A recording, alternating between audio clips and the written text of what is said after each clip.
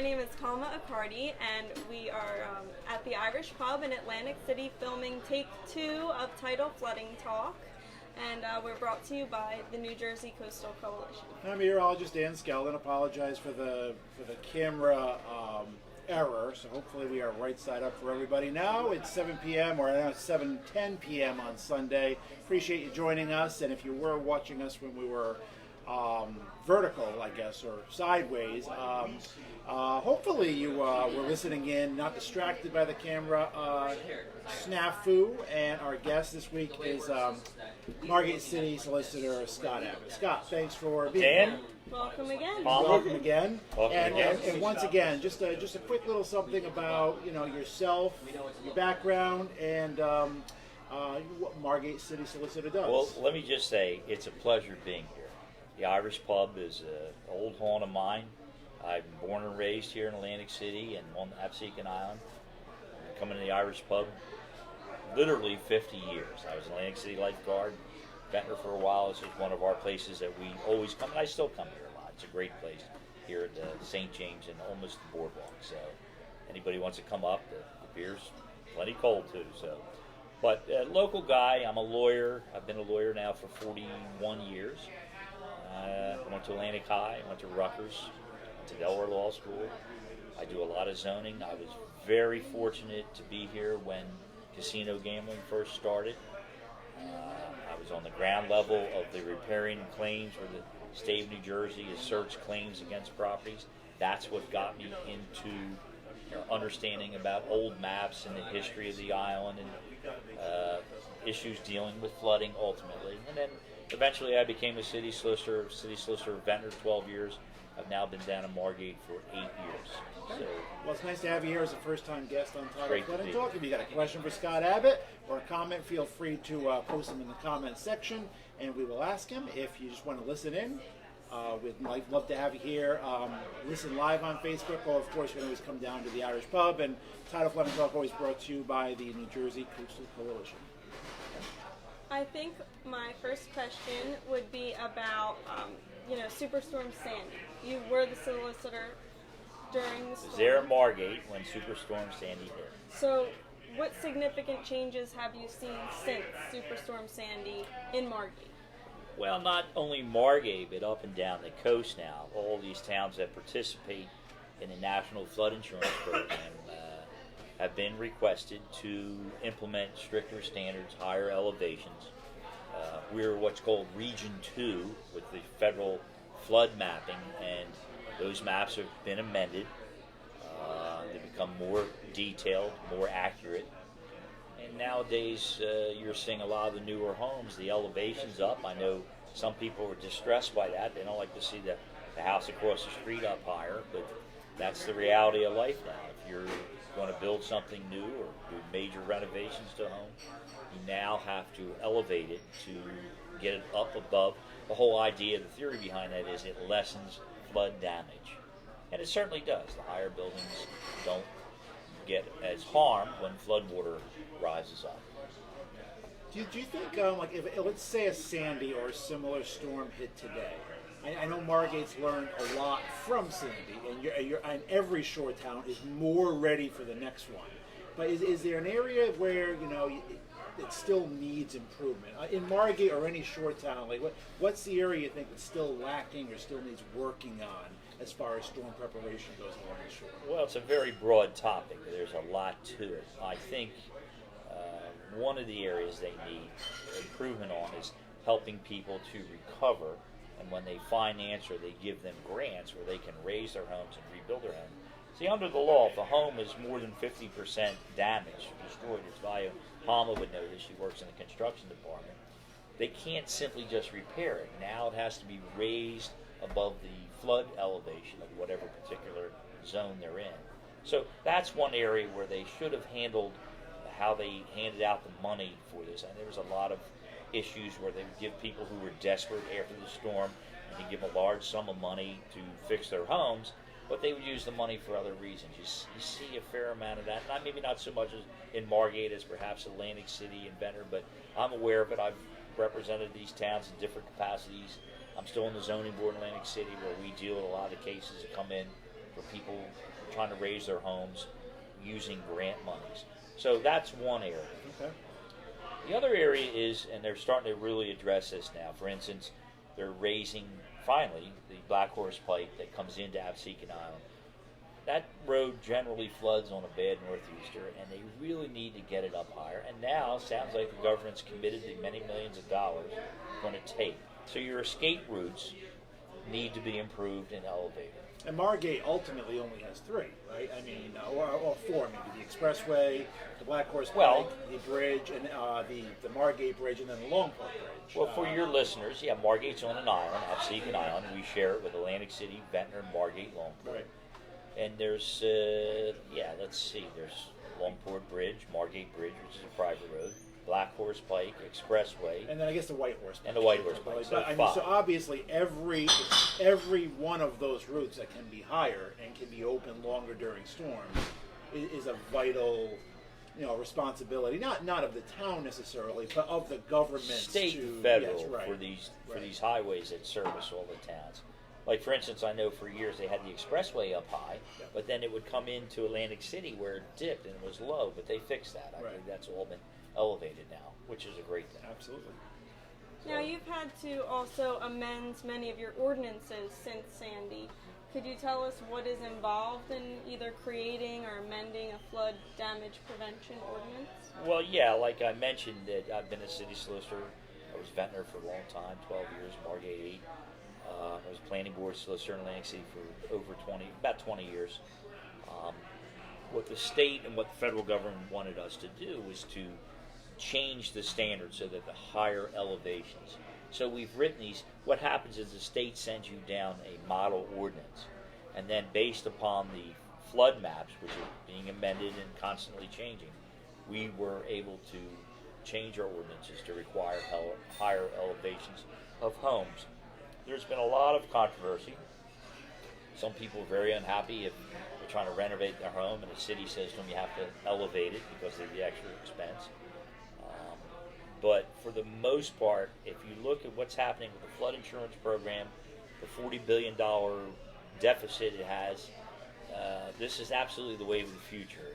Towns like Margate, we have implemented these higher standards. I think now we're measuring elevation, your base flood, which is one number, plus 3 feet to the bottom joist. Now I think, what do we get, 25% off? We get 5 credits or 6 credits for everybody's flood insurance in the town. We're a class 5 We're a in class the 5. CRS, which would mean 25% discount across the board. Yeah, so what that means, I know it's a little hard for people to understand, but your general flood insurance bill, if you're in a town that's actively participant, and many of them are, not just Margate, a lot of them, you're getting 25% off of your flood insurance bill. And now, if you look at some of these lower homes, their flood insurance premiums, we're talking thousands of dollars. So that's a significant savings. It's significant savings now, and I think every year it's going to probably keep going up. It's going to go up.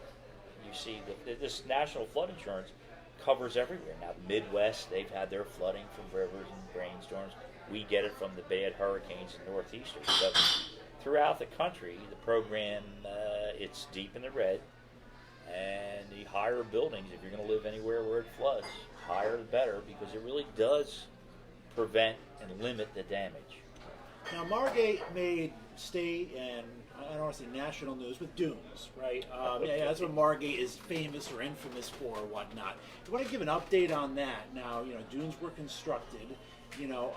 Is there still a controversy? Has it kind of been, all right, they built them, no harm done? What's the latest on the on the dunes? I know that's a very controversial topic. Probably still is, even though they've been built. I'm sure of it, and I'm sure I'll get in trouble here a little bit. But let me give you a little background.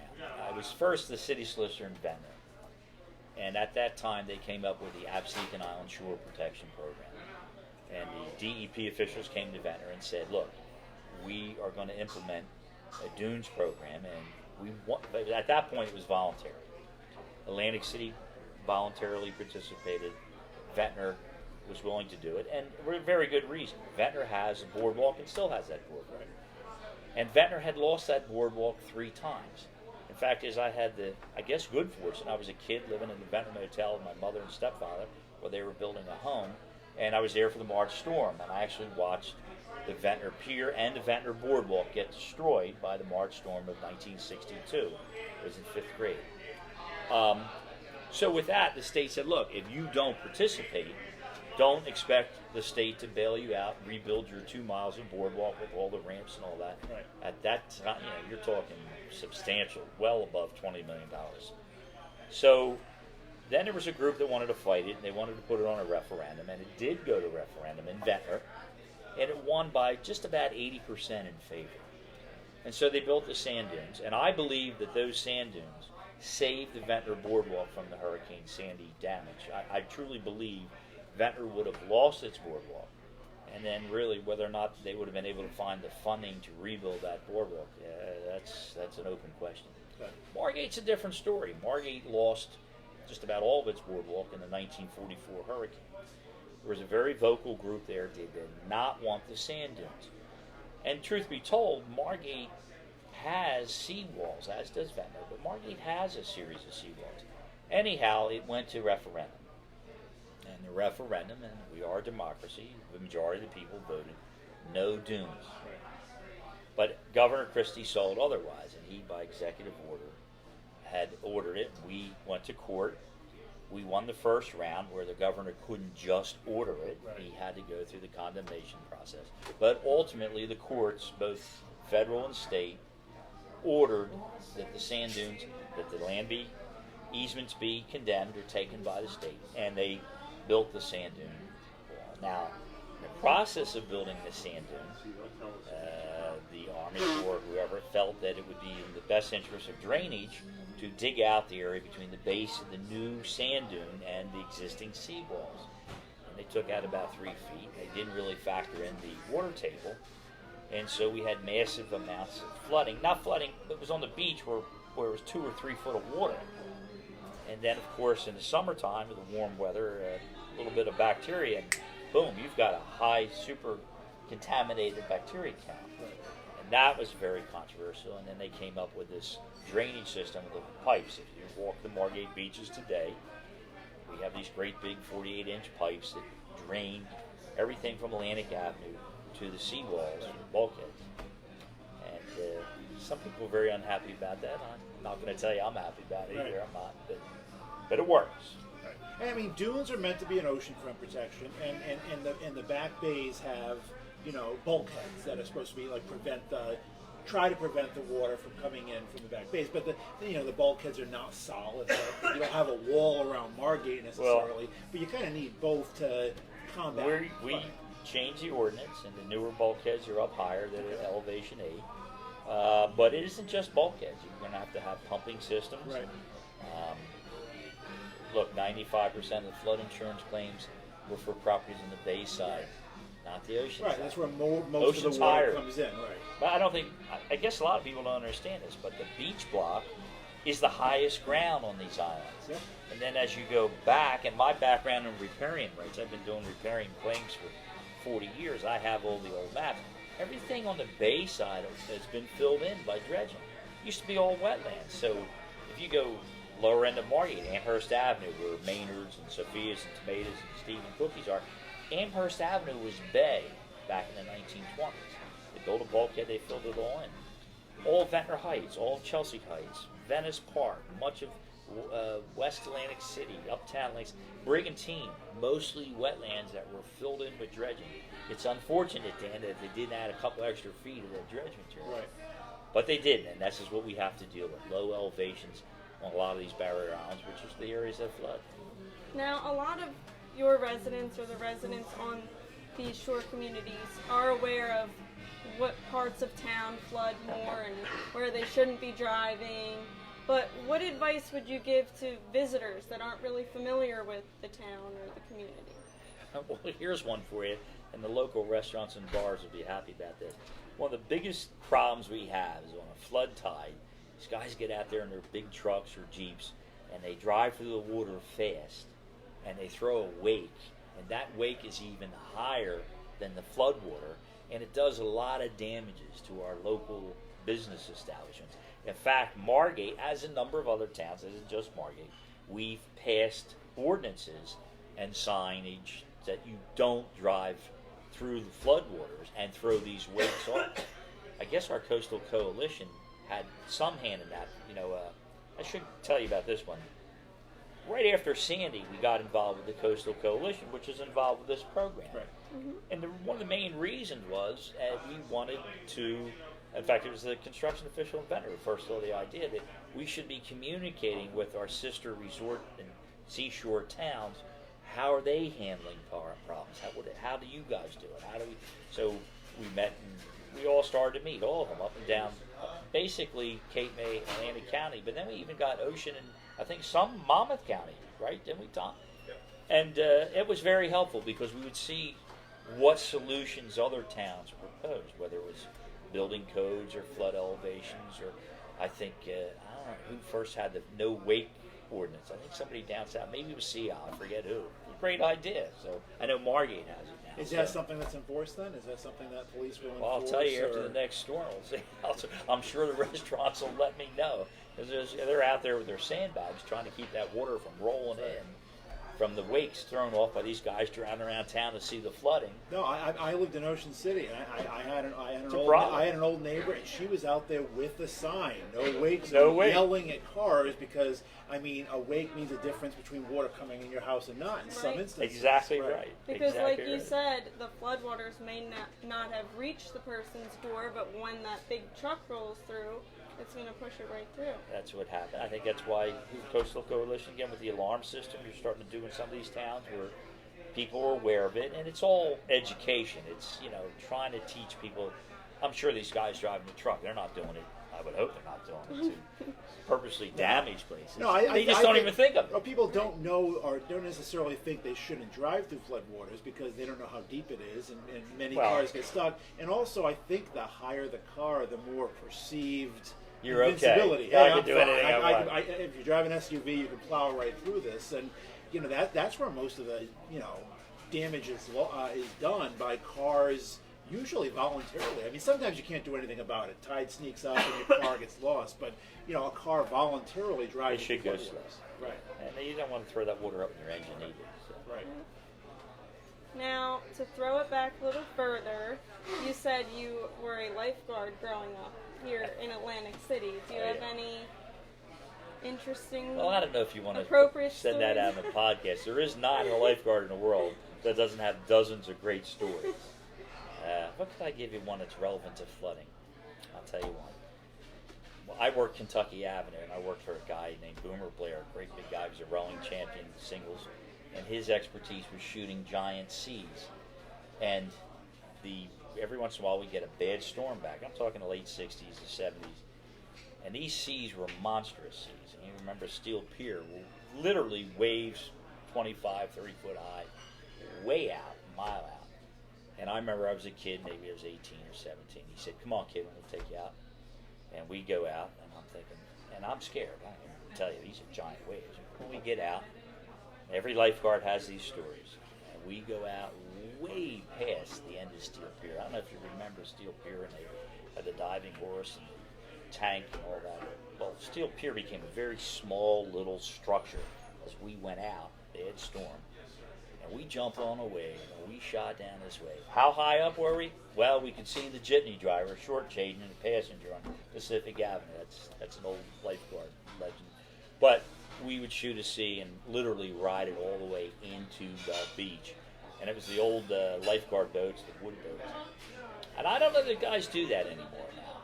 Probably they don't want them to destroy the boats because more than one boat got busted up doing that. But that was a memory I will never forget. What happens when the boat gets busted up? You have to swim to... Well, of course, it was all in the line of duty and training to make rescues more efficiently and an unavoidable accident, of course. Did you think Margate, or in coastal residents, so, we can localize it or just open it up, do you think they're more storm ready, storm aware? Because there was a little bit, you lived through the 62 storm, but there was a big gap there between, major life-changing or very destructive storms. Do you think, Sandy and, the recent flurry of storms we've had, made us more storm ready, made us like, more ready to act? I think we're certainly more storm ready.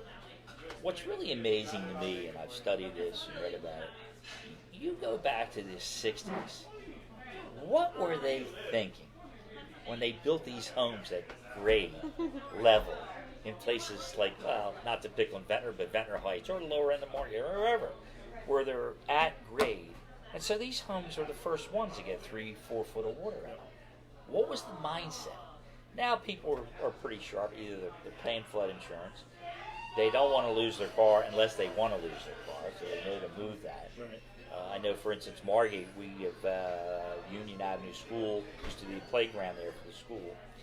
We now have it set up so people in low-lying areas can bring their cars when there's a storm warning. They get the alert, and they get their cars out of lower areas, and they park them there. It just happens to be a higher spot. So yes, we're certainly better prepared, but there's always a lot of room for improvement with everybody. A lot of room. Now, since we're a live show, you can tune in, add comments or questions right on Facebook. Dan, do we have any questions? Dawn Reekman asking about just how much rain. Don't want to hear the word drought this year. I mean, we've been very wet despite the lack of a bad nor'easter. I mean, it's been a pretty easy. We had an easy nor'easter season this year, right? We had the October storm, but the winter was relatively, as far as a major flood goes, we kind of lucked out this year. Dan, it always seems to me that every year, Memorial Day weekend's a rain out. It wasn't this year. Yeah. If you didn't make money this Memorial Day weekend, you ain't going to make it. And hopefully it's a sign for the rest of summer. It was a great Memorial Day weekend. I think almost the sun was out. Half of the people that I talked to had something to say, like, this is the first Memorial Day weekend. And those are, I mean, the three most important weekends of the year: Memorial Day, July 4th, and Labor Day. And then you want every other weekend in between to be nice as well. But I mean, those are the three big ones, and hopefully we can start off the summer season. It was great in Margate. Every restaurant and bars, that's a center. Our town draws people from everywhere with our great restaurants and our bars, and people love to come there. When the sun's out, they come. When it's raining, they're not there. Now we do have rain on the way this week. In fact, 2 soakings tonight, tomorrow night, Tuesday morning. There'll be some on again, off again rain and downpours. A break Tuesday afternoon and Wednesday. Another round of rain Thursday. So we do have some unsettled weather this week. Hopefully everything's going by Father's Day weekend, and we keep this nice weekend streak going. Come on, Dan, can't you do something about this rain? rain? We can do. It's been wet. I mean, last year was the wettest year on record. This year has definitely been off to a wet start as well. I mean, we're hoping for dry stuff, and summer really kicking into full gear now as June continues. Tracy Ann says, hi, the winds have been blowing through North Cape May, and we've had pretty brisk onshore winds. Thankfully, not in the proper lunar phase. I think we got that thin crescent moon, so no major tidal flooding ongoing, so that's good news. Let's see, Bill McCord from Summers Point, Office of Emergency Management, checking in as well. Bill, we got your mayor on next week. 2 weeks. 2 weeks. Mayor Glasser will be on, so nice to have him on. And if anyone does have any guest suggestions, Scott Abbott's a tough act to follow, but we always have such great guests, and we try to differ them from city government to emergency management to residents. We really try to bring you a wide array of guests here from Tidal Flooding Talk. And before we end the show, I guess I'll ask, since it is summer approaching and Margate and all the other shore communities are going to have a lot more people, do you have any advice or anything you think the visitors or other people should know before coming? Well, I know that on Absecon Island, and I know particularly in Margate, our beaches are in fantastic condition. All the construction has stopped. They're not building any more sand dunes. They're not building any more drainage pipes. So the beaches are great. And they're wide, big, wide, nice beaches. So it's really a great town to visit, come down to. And just, obey the lifeguards, swim where there are lifeguards. I was on the beach for Memorial Day weekend in Margate. It was beautiful. it was great. You know? Yeah, we didn't have many nor'easters this year to beat up, the shore. I mean, obviously you always lose sand, unless you're Wildwoods or gamey sand. So I mean, it's a constant battle. But no, I mean, it was helpful that we didn't have the bad winter that really beat up ashore. Well, they're telling me that even the fishing's been great, and the flounders are strong, so we're really off to a great season. All right, So and I we're just think- going to keep the hurricanes away, knock on wood. That's come September, we'll see. We are in the start of hurricane season now. It begins June 1st. We've already had a little weak, tiny tropical storm. Barry's the next name, and then Chantal. Tropics are pretty quiet right now. And obviously, like you said, September's the peak, but a hurricane season for us, any time from July through November, we can get storms. So we hope every year we make it through unscathed. Hopefully so. Hopefully so. Scott Abbott, City Solicitor for Thank you. Margate. Really Thank you. appreciate you Pleasure joining coming. us. Sure, Nice and to to see you. say thank you, we present you with an Irish pub Oh t-shirt. man, So after 50 years of coming here, There now it you is. officially have Kathy a Dickey, t-shirt I'll wear it to tomorrow. prove it. And that'll give you free drinks at the bar. Really? Just put it. I'm in. Just put it on Quirk's I won't tab, make work all right? tomorrow. And that'll get you free drinks at the bar. Thank you. Appreciate you guys being All here. right. We'll have Thank we you very will have a much. show on Father's Day. We will be here live at the Irish Pub. And in fact, we will be live at the pub every Sunday for the rest of the month. So you guys are welcome to stop on by. I like it. Remember, it's all brought to you by the New Jersey Coastal Coalition, the I Irish think Pub, that's a my great favorite sponsor. one that they have. And we thank you for being here. Thank you. Have a good Bye night. bye.